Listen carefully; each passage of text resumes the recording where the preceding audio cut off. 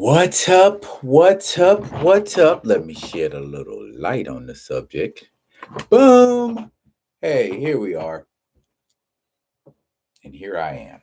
Oh my goodness. I'm gonna give y'all a few seconds to get in here before I go in. Start saying what I need to say. Give y'all a little bit of time. Yeah, ain't like I'm hitting no prompts or reading anything that's, cue cards or anything like that. So I probably don't need my glasses for this one. Um,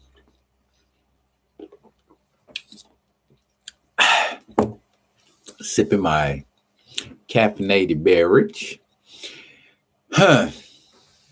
Yeah, I will give y'all a few more minutes to get y'all musings together and discover that your man D Real is cranking out one live. Um, Happy Freedom Day. Happy Jubilee Day. Happy Juneteenth. So let's keep on keeping on, y'all, doing what we do in the community and in our homes. But yeah, share a little more light so y'all can see me. Y'all don't too much see me without my specs on. I know I'm like, they're actually for reading. I'm not blind per se, but I need glasses if I'm gonna be reading something. That's just how it gets when you get middle-aged.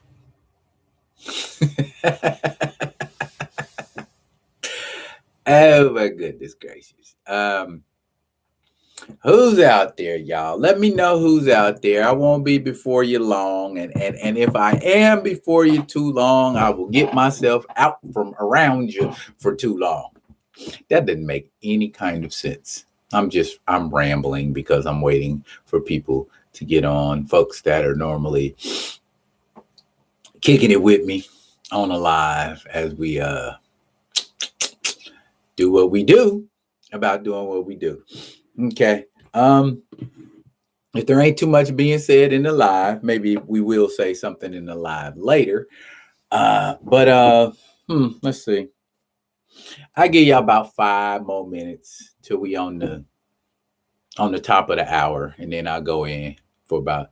I don't know why I'm saying go in because I'm not mad per se. I'm not overjoyed. I'm just kind of in a processing phase. Excuse me. In a processing phase, if you will, just kind of processing it. Juneteenth became a federal holiday on the 16th, which was Wednesday. And here we are Saturday. Um, Break it down for you in a second. I don't want to dive off in. I don't want to dive off into it too soon. I'll give y'all a few more minutes to find out that I am percolating. You know what? Why don't I just throw up a social media blast? How about that? How about I do that? Yeah, that's what I'm gonna do.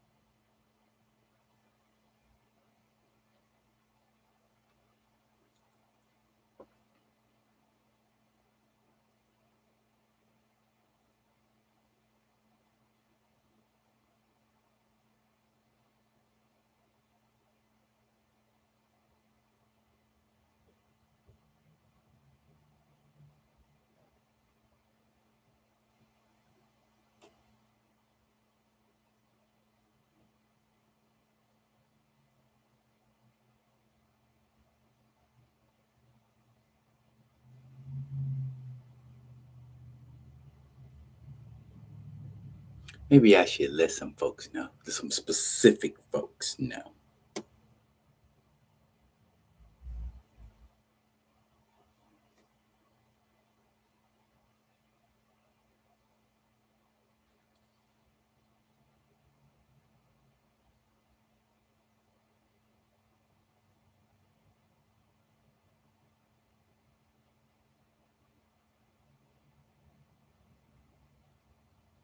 It's 4 o'clock. It's 4 o'clock. It's 4 o'clock.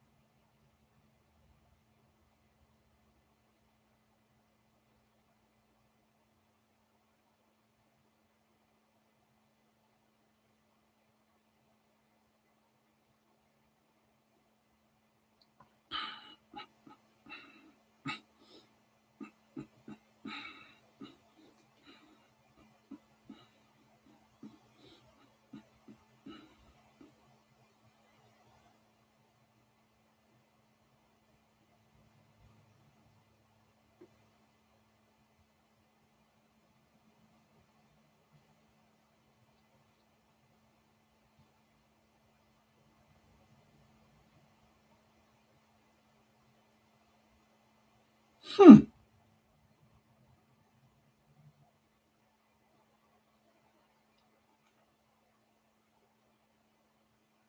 I have been invited to join the Alaska Coalition of BIPOC educators. Look at me. All right. Okay. I accept. Anyway, it is past 4 o'clock, so I'm going to go ahead and get started. Y'all can catch up. Okay. Now, 3 days ago, 16th, 3 days ago, Juneteenth, Jubilee Day, Freedom Day was made a federal holiday. Okay, the fact of Juneteenth being a holiday is not anything tremendously new. It's new on a federal level, but it's not new on a state level. Galveston, Texas has celebrated Juneteenth since 1980, I believe it is. Now that it's a federal holiday, it has sparked all manner of feelings in different people. Not particularly concerned about the feeling that it sparks in non-Black people, because technically the holiday is about inclusion, but at the same time, it's also about freedom. And moreover, it's also about us and what we do. Now, I had a super engaging conversation earlier this morning about this very topic, and I guess some things that were brought to light for me that kind of just made me reassess. I guess not reassess, but just begin to assess what it is Juneteenth means to people who look like me. Well, there is not a easy answer to that question. It depends on what people of color, let me just get past that. It depends on what Black people you ask, okay? Black people, from what I've observed since Wednesday, just since Wednesday, because this is when the conversation has gotten bam, super duper popular. Just since Wednesday, from what I can gather, people are of three trains of thought about Juneteenth. Black people. Train of thought number one: wonderful thing, beautiful. It's about time. What took y'all so long? There's that mentality. Then there's the second mentality where it's like, why they making it a federal holiday? That's supposed to be for us. We don't want nobody but Black people celebrating it. Every time we get something, white people take it away. It's another train of thought. The third train of thought is they are finally beginning to acknowledge the heinous shit they did for the past, let's just talk about the past 100 years. We ain't even got to go back no farther than that. We know what all of that is, and we know what the holiday represents. For those that don't, quick synopsis. June 19th, 1866 was when people in Texas found out they were free. And Black people had been free for almost a year. And the celebration went on most bodaciously down in Texas. Big ups to my folks in Texas who celebrated tough. I mean, Juneteenth's almost like Christmas in Texas in a lot of places, depending on where you go, and especially Galveston. Galveston has a parade that can match any pride parade. We all need to be taking examples as far as our parading for Juneteenth we should be taking our cue from Galveston. I wish I had some footage, but they go ham. But anyway, back to the three trains of thought. Okay.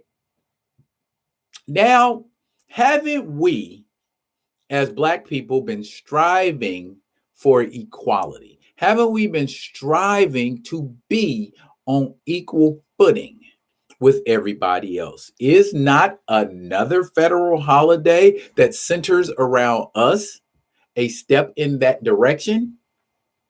Let's just, for one second, dispense with the conspiracy theories. Okay, what is it going to take for us to say, or to begin saying, this is where we are as a race? Let's move forward from here. Instead of saying every time we get something, they take it away. What did they take away? And then on top of that, why is it always someone else? Well, I won't say always, but why in this instance was it not obvious to everyone that this was for us? Why do we think that it's a handout or a sympathy play or something that is being done to assuage us? Why can't it be something like, just like I said, that third train of thought? They're beginning to realize, and what a lot of what I talked about in my conversation that I had with my homie earlier this morning was non-Black people had never been exposed to the mirror image of some of them's racism. And the ones who were never racist had never been exposed to blatant racism, violence, et cetera, towards people of color.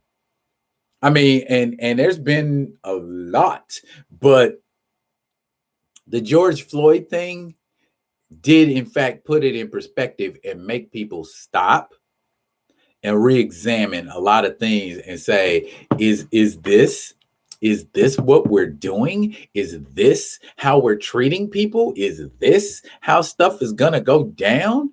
You know, it's almost like the sheer brutality of that act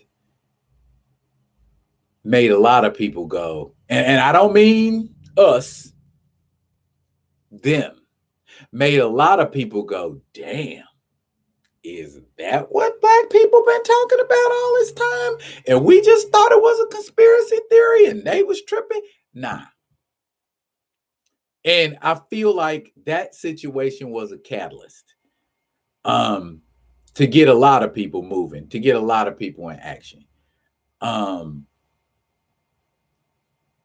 But the problem is we aren't taking it, or a lot of us aren't taking it for what it's worth. There's that second group that's just like skeptical, that look at everything and take it with a grain of salt. It's like, okay, we've been down this road before. They've always offered something, but then in the end, it's gone.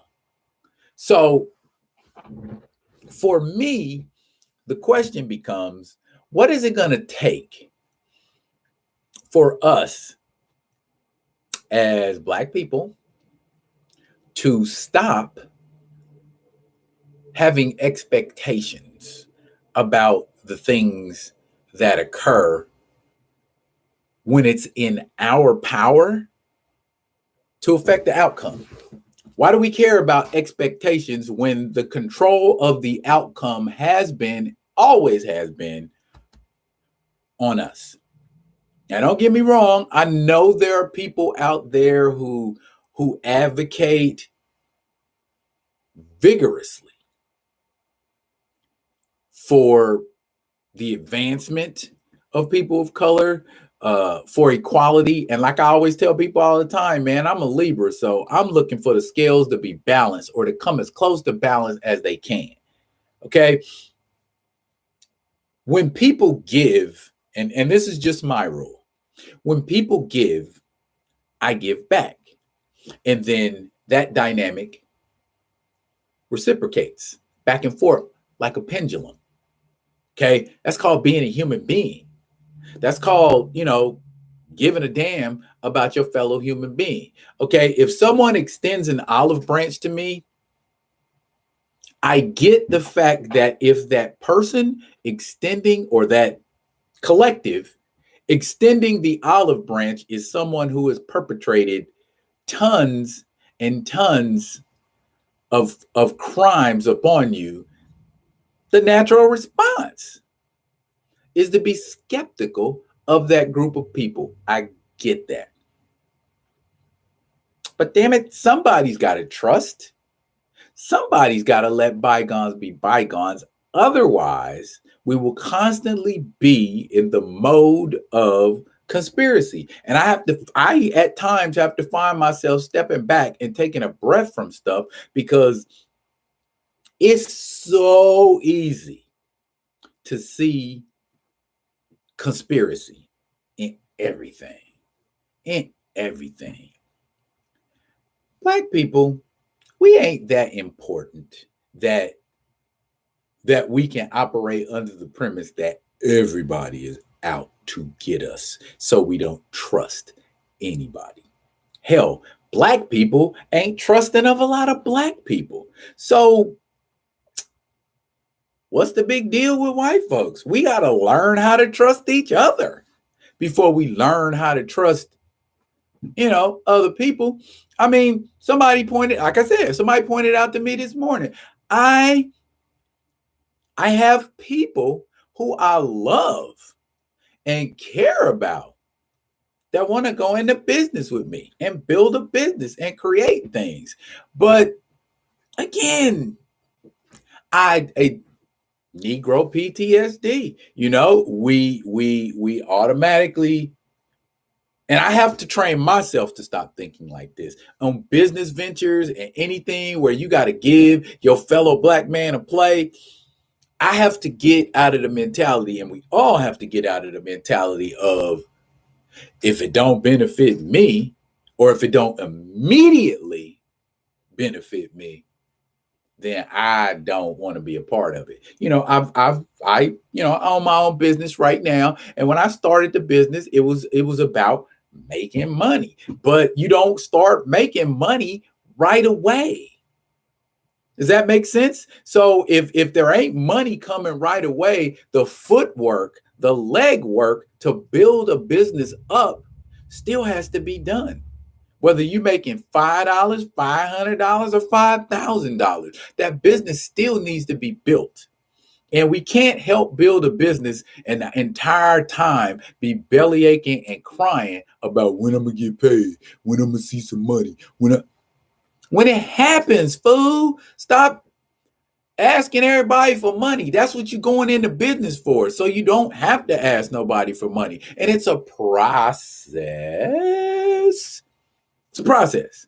Takes time. It's not going, you ain't just going to wake up one morning balling. You ain't just going to wake up one morning talking about, yeah, I can retire now, bro. It's done. And that's a lot of the mentality I'm seeing around Juneteenth. We don't want to trust. We don't want to accept. We don't want to walk in the light of Jubilee Day actually being just that. Jubilee Day. Damn the white people. They gave us something, but it ain't like a handout gave us something. At least that's not how I'm looking at it. It's not a handout giving us something. It's I'm giving this to you because I should have long time ago. I should have acknowledged this long time ago. Hooray. Good for you. Thank you for finally acknowledging it. Dang. But it's on us to walk with it, to walk in it. And when I say it, I'm talking about Juneteenth. We have to walk in it and accept it for what it is. It's a holiday, and holidays are for everybody, not just a group of people that the holiday is about. I mean, minus religious holidays. Religious holidays are for that specific religious sect. Hanukkah, Jewish. Ramadan, Islam. Christmas, Christian. Okay? We can't sit here and say, nah, we don't want white people to be able to celebrate Juneteenth too. Yeah, we do. Because understanding comes when you get in, when you dive in and say, I want to understand this better. And white people are really good at diving in and digging in and observing and trying to understand. We call it getting in people's business. But if I don't get in people's business, how am I going to learn about them? And so we as Black people, we got to make up our minds. Do we want to be understood and accepted, or just accept it? Because you can't say you need to understand what I went through or go through as a Black person, but then turn around and say, well, I don't want you in the inner workings of what goes on. I don't want you to be able to walk beside me with the same kind of understanding. And I know I'm all over the place right now, but it's because I'm trying to figure out why we have that mentality, whereas we want it, but we don't want anybody else to have it. And again, another point that was brought up, if we're trying to build and grow, we need to help each other build and grow. Good example, when a Black person comes out with a product, when a Black person opens up a business and says, give me some patronage. And I myself have been a victim of this, where because maybe it ain't their cup of tea, or they don't understand it, or they don't really care for it, or don't know anything about it, they ain't giving it any airplay. And I guess the example I give is a couple years ago, well, and I don't want to sound salty about it, but I want to state facts. A couple years ago, I was doing improv, and I took a little hiatus because I wanted to wrap my brain around some things and get some understanding. But I was doing an improv show, and that improv show was geared towards people of color.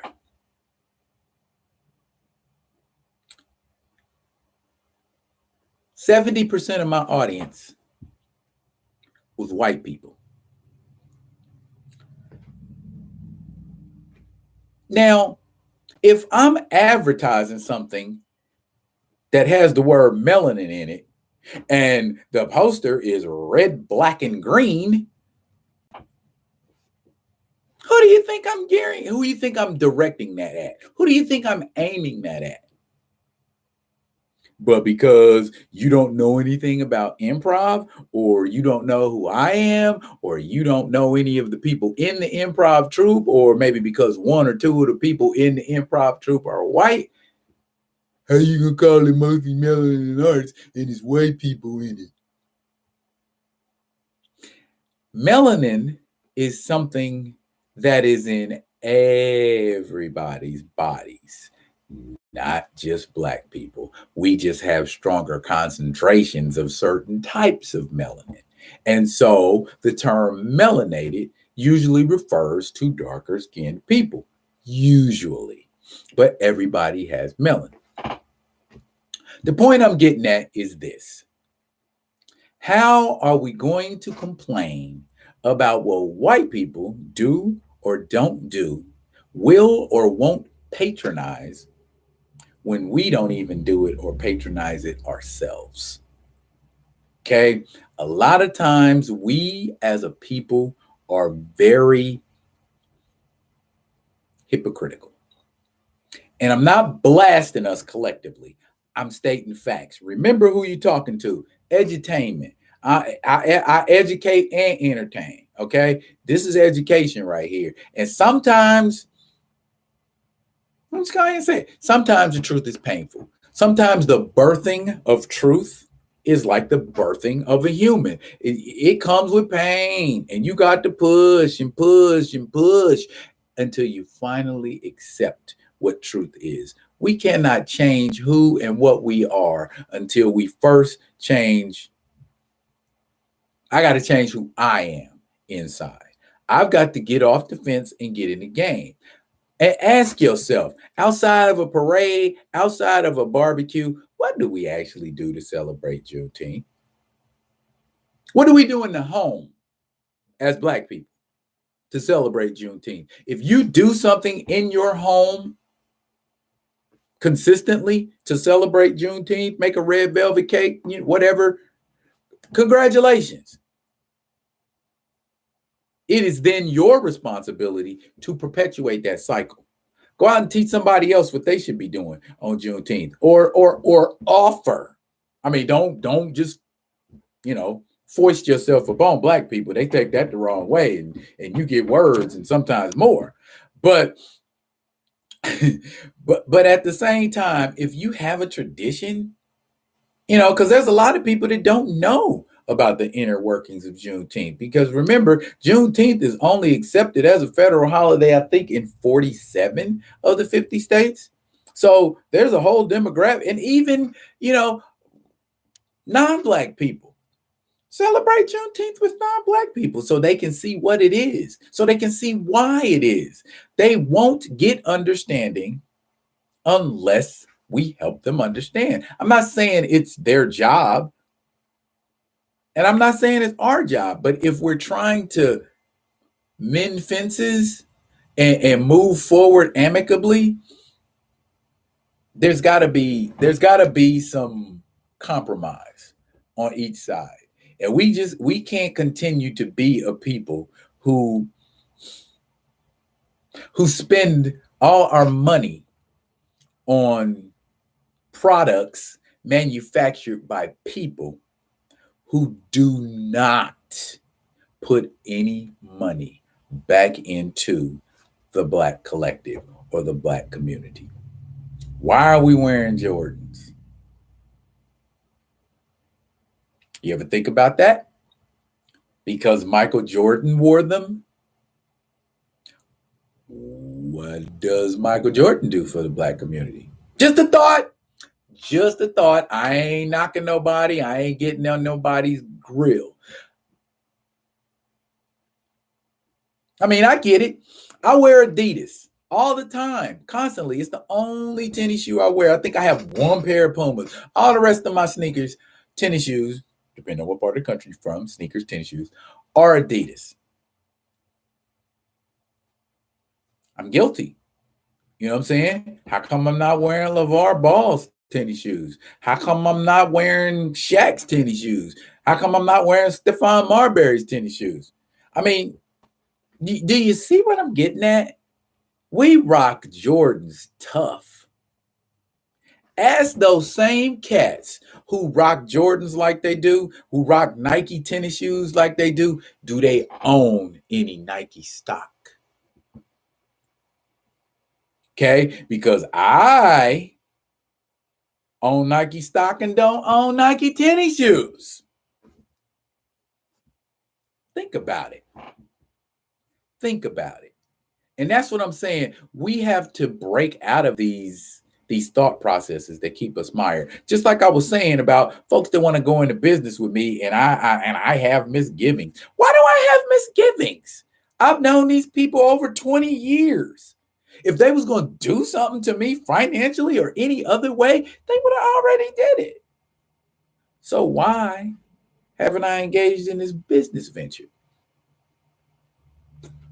See what I'm saying? It's Black folk PTSD. Maybe we need to address that on a medical level. I mean, not like I need to be taking Ambien or anything, or Xannies or lorazepam or something like that, but just when we who think like we think need to learn to heal and move forward with the next stage. What is the next stage? Whatever we make it out to be. And I said I wasn't going to be before you long, and I'm not.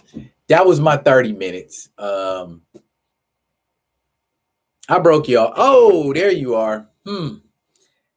What up, Overstand Mocha? There you are. I was wondering where you was. I was wondering if you was going to come out and say something. If you have been listening to the conversation, Overstand, I'm basically just kind of talking about, the mentality that we exhibit around Juneteenth, the things that we do and say, and the way that we behave that we haven't addressed. Okay. And I've been addressing some of those things. And if you've been listening, then you know that I've addressed them. I don't, let me use the right words because I don't want to say the wrong thing. If you are a Black person, an African American person, a Negro person of color, and you think that Juneteenth becoming a federal holiday that everyone can celebrate, Black, white, Indian, indigenous persons, Asian, whatever, and you think that it can't be a holiday that everyone can celebrate, I ain't gonna say you're part of the problem because it's not necessarily a problem per se, but it is an obstacle, a mental obstacle, because you celebrate Thanksgiving. Thanksgiving does not have any religious ramifications connected to it. And you celebrate Thanksgiving. You celebrate Thanksgiving with people. Thanksgiving don't have nothing to do with Black people, but you celebrate it. St. Patrick's Day, not a religious holiday per se. Okay? At least the Aaron Gobra, Green, Blarney Stone, beer drinking, getting drunk aspect of it has nothing to do with religion. But I bet you'll find some Black people downtown getting drunk just like the Irish folks are. How come we can celebrate that together? Those holidays, how come we can celebrate those holidays together, but we can't celebrate Juneteenth with non-people of color? Why? Don't we want them to understand? Right? Don't we want them to overstand?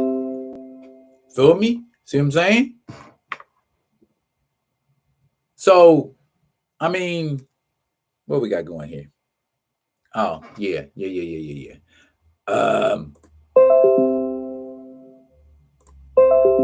See, everybody won. Well, just as we get ready to rap, everybody won. Everybody won chit chat jabber at a brother now. Hey, I got a life too now. And it is Juneteenth, and I do want to celebrate. So, help a brother out. I know my shirt. Okay. And what my shirt says.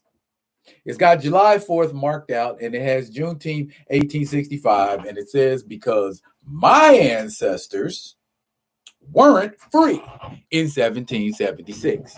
I know a lot of people go, well, that may be true, but the 14th Amendment. What about the 14th Amendment? Doesn't that mean anything?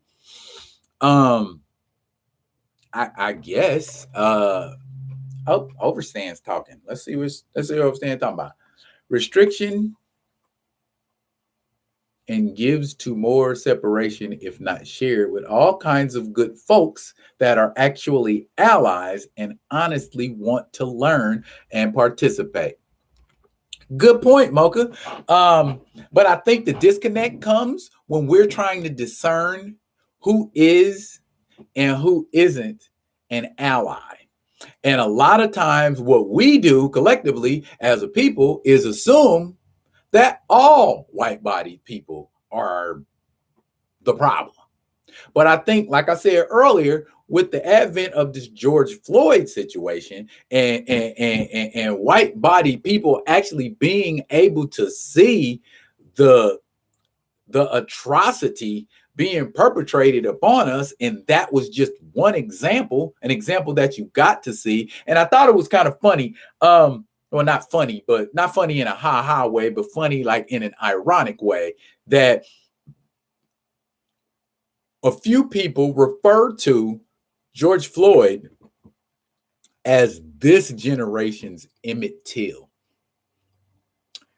Because George Floyd and what happened to him had the same kind of, I wasn't alive then, but I'm assuming because it was galvanizing and it was a huge change. At least that's everything that I've been taught and read historically, that Emmett Till's mother allowing the world to see what had been done to her child made a lot of people look at the civil rights movement differently, and black people in general. That okay, maybe we aren't inferior. Maybe it's just white people being hateful. Could be. However, we live in a day and age now where things happen and we can catch them happening in real time. We have so much media coverage of everything that the events with Emmett Till that took place over the course of months takes place over the course of weeks nowadays.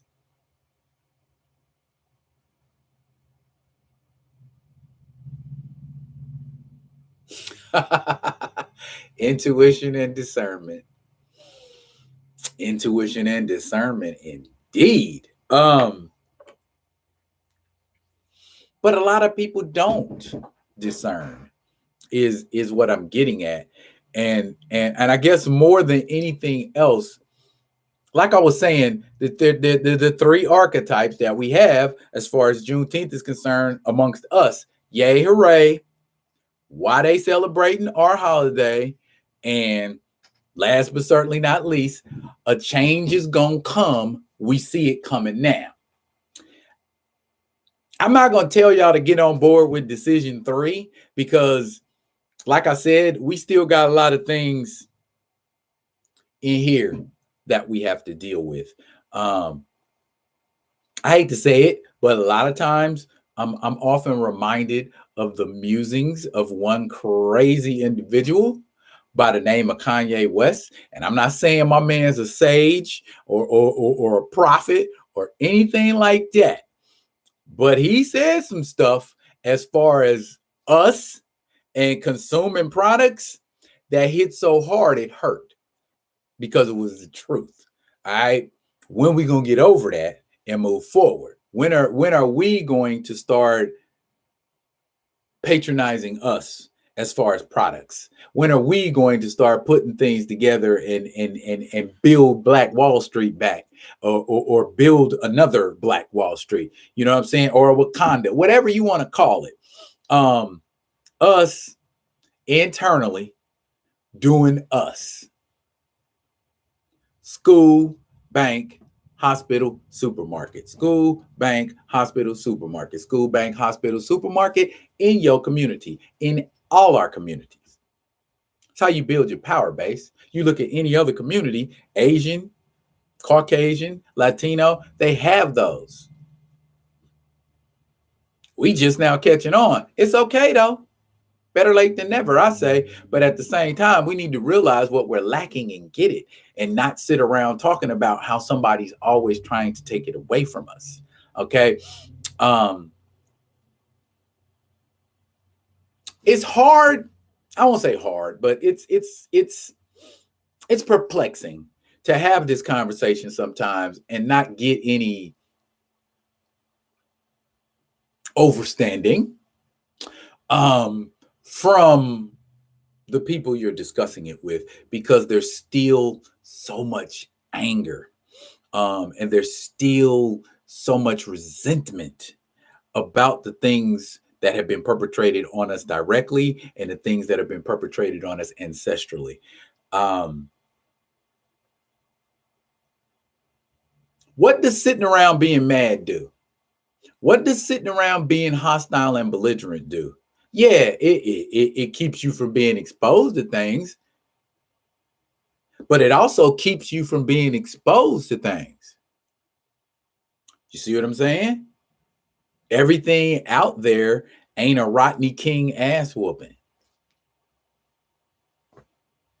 Everything out there ain't a knee on your neck. And I'm not saying forget about it. Remember it and move forward. Okay? Because I tell everybody all the time, fear paralyzes. Not just in the literal sense. And that's what I've been talking about with this business thing. I wouldn't necessarily say it's out and out fear, but just Negro PTSD. Like I said, we have these things in our heads that we have preconceived because of our experiences or because of what we've been told. But at the same time, there should be no fear moving forward. Not if we know moving forward is a good thing. That change isn't always a bad thing. Growth comes from pain. Growth comes from suffering. And so we have to suffer in order to move forward. Nothing just changed because, oh, this needs to change. No, something was precipitated, or there was some kind of resistance that made us say, we got to stop doing what we're doing now because it isn't going to work anymore. So as far as Juneteenth goes, I would like to be of an optimistic mind and not of a pessimistic mind. And I know there are people out there who feel the same way I do. So to y'all, I say we can make Juneteenth be something if we embrace all facets of it. Okay. There would have been no need for a Juneteenth celebration if there was never slavery. Think about it. So, with all good, there must come some bad in some way, shape, or form. I'm not saying deal with the bad, shut up and take it. No, not at all. Actually, contrary. Building and growth comes out of conflict. That's how you make things. That's how you grow things. That's how you build things. Plants have to push through the soil. That's a conflict. That's a battle. You know what I'm saying? So we have to engage in that in order to grow. And I think part of our growth, as far as Juneteenth goes, is being accepting. Have they ever rescinded a federal holiday? Not to my knowledge. Overstand speaks.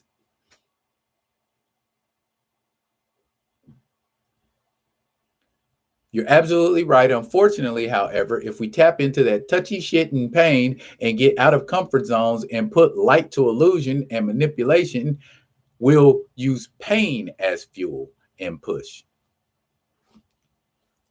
I was in the military. Trust me, pain is an excellent motivator in all shapes and forms. I'm not saying pain's a good thing, but it is a motivator.